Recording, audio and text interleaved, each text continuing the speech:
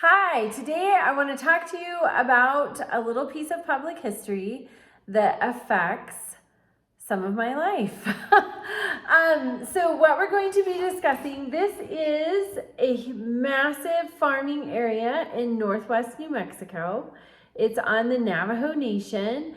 Each dark green circle you see, every color of circle that you see is what you call a center pivot. They're used for very efficient irrigation of crops.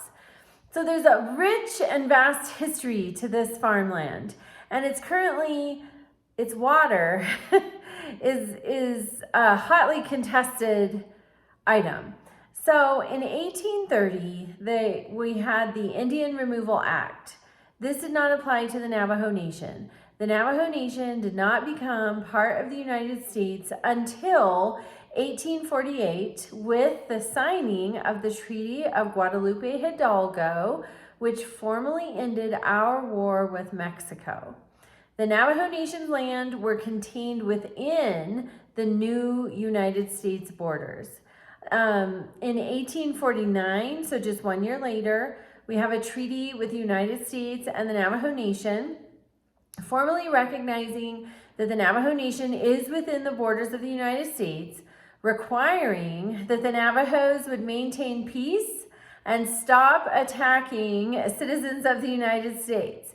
It also specified, and this is consistent with the Indian Removal Act and sort of the thinking and manner of the time, that the United States would now set the borders for the Navajo Nation. So the United States was going to tell the Navajo Nation where they could and could not live and be. That's not well received. That's not well received by anyone, anytime. So in 1868, 19 years later, there was warring, and we just wanted it to stop. So there is another treaty, an 1868 treaty between the United States of America and the Navajo Nation. It ended the United States relocation of the Navajos. The Navajos had been moved by the United States off of their ancestral lands. And so this ended that. The Navajos could return to their ancestral lands, and if they would stop warring with the United States. Of course, the United States probably also needed to stop warring with the Navajos. And then it also stipulated to a reservation, which was for the Navajo Nation, and it was set on their ancestral lands, which is unique because most Native American tribes are not still on their ancestral lands. It also specified there were very specific components of the 1868 treaty between the U.S. and the Navajo Nation. Some of the specificities are that the United States would build schools and provide teachers for 10 years. The United States would supply seeds and agricultural implements for as many as 3 years and provide funding to purchase cattle and other livestock so that the Navajo Nation could be self-sufficient. It also provided that the Navajo people could not own property outside of the reservation. So the Navajos are peacefully, finally living on their ancestral lands. And to go along with this, in 1908, there was a case, Winters versus United States, and it created a Supreme Court doctrine that's called the Winters Doctrine. And that provides that when the United States reserves land for Indian tribes, it also reserves the right to use the water from the various sources such as rivers and streams that arise on the border or cross the reservation or lie underneath the ground that's encompassed within the reservation. So the amount of water reserved to the reservation is whatever is necessary to accomplish the purpose of the reservation. So we know from the 1868 treaty that one of the purposes was definitely agricultural production. The Navajo Nation borders 3 major rivers in the west. The west is a desert. It's a high desert where the Navajo Nation is, but it's still a desert. So water is precious in the west. The Navajo Nation borders the Colorado River, the Little Colorado River, and the San Juan River. So it's really important to keep track of that as we progress here. In 1912, both Arizona and New Mexico became states. Utah had become a state in 1896.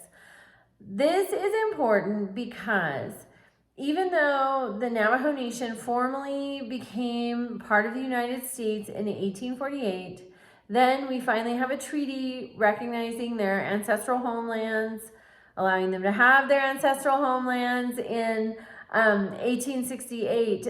It's estimated by the Bureau of Reclamation that the Navajo Nation had been in the Southwest since the 14th or 15th century.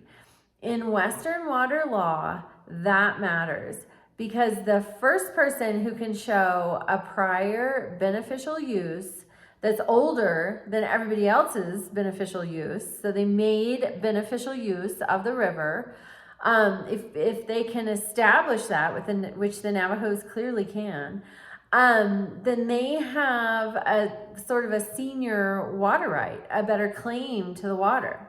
So that's important to keep track of as well. So in 1922, the 7 Colorado River Compact states got together and they signed the Colorado River Compact. So we had Arizona, California, Colorado, Nevada, New Mexico, Utah, and Wyoming. The Navajo Nation comprises almost 17 million acres.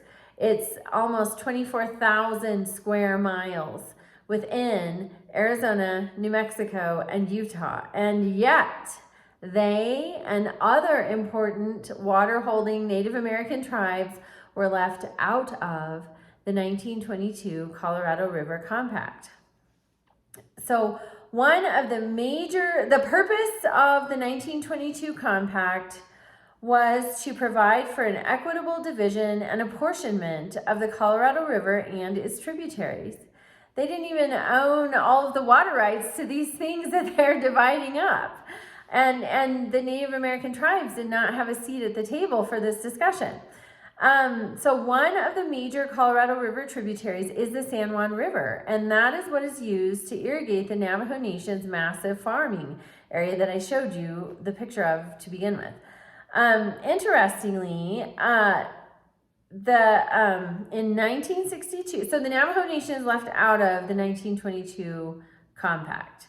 In 1962, there was legislation that authorized the Secretary of the Interior to construct and operate and maintain the Navajo Indian Irrigation Project.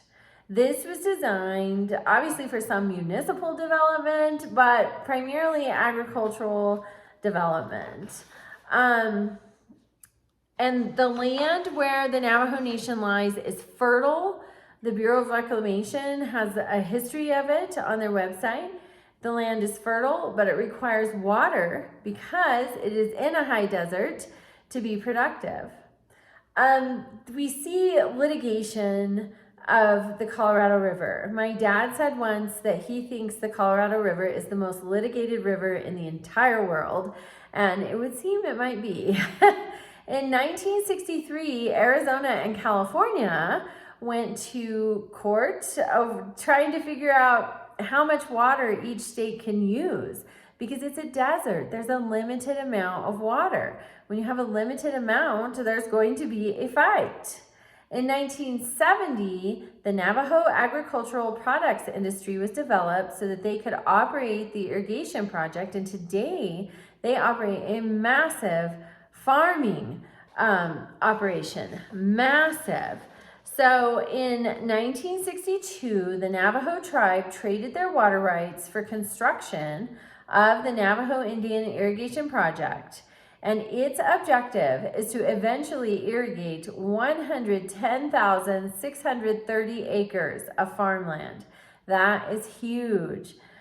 As of 2000, they still don't have all of them in production. The first block started to be irrigated in 1976, and they're still working to develop the rest. But currently, they have a substantial amount under under irrigation. I think it's 90-some thousand acres, so it's substantial. They grow food crops. They grow potatoes, they grow beans, they grow corn and wheat. Those are essential food crops. But as we get into these periods of prolonged drought in the desert, such as the recent one that dropped the Lake Powell levels so low that you can see how low, the white shows where the water used to be, and you see how low it got. That triggered shortages for Colorado River users. And one particular area that was under assault or threat is Yuma, Arizona. And so why does that matter? That's the winter salad bowl for the whole United States. Yuma has 300 sunny days a year. They can grow a tremendous amount of crops. They, with ample water, they need water. They are in a hot desert with 300 sunny days a year. One thing the Navajo Nation can potentially run into is early frost, hail, all sorts of natural disasters because of the elevation. It's 5,300 to 5,800 feet above sea level. And so I just wonder as we go on if we will see a fight. Water right now has primarily been fought over between municipalities and farmers. But I wonder if it will come down to where we get our food and who can produce that food, and if that will eventually shift water rights going forward.